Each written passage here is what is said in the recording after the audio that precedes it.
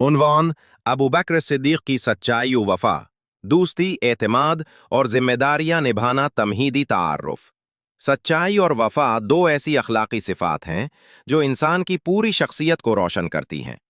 اسلام کی تاریخ میں ان صفات کو نمایاں کرنے والے شخصیتوں میں سے ایک مرکزی نام ابو بکر صدیق رضی اللہ عنہ کا ہے۔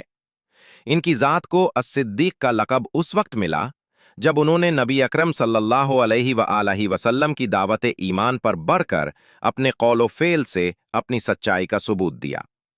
ابو بکر کی سچائی اور وفا کا مطلب محض زبان کی بات نہیں تھا۔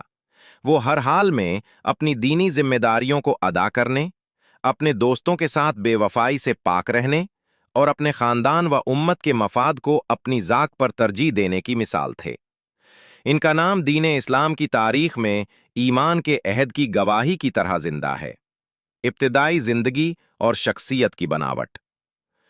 ابو بکر صدیق کا اصل نام عبداللہ بن عثمان بن عامر بن کعب بن تیمہ تھا اور ان کی کنیت ابو بکر تھی۔ وہ قریش کی بنی تمیم کی شاخ سے تعلق رکھتے تھے اور تجارت کے پیشے میں مشغول تھے۔ خمیر، ایمان اور سخاوت ان کی روزمرہ زندگی کا حصہ تھا۔ اپنے روشن دل اور سادہ انسان ہونے کی وجہ سے وہ قریبی بھائیوں اور دوستوں کی نظر میں ایک معتبر و قابل اعتماد شخصیت تھے۔ ان کی سادگی، حسن سلوک اور دوسروں کی مدد میں پیش رہنا ان کی سچائی کی بہترین مثال تھے۔ ان کی طبیعت میں موجود سخاوت نے انہیں لوگوں کے درمیان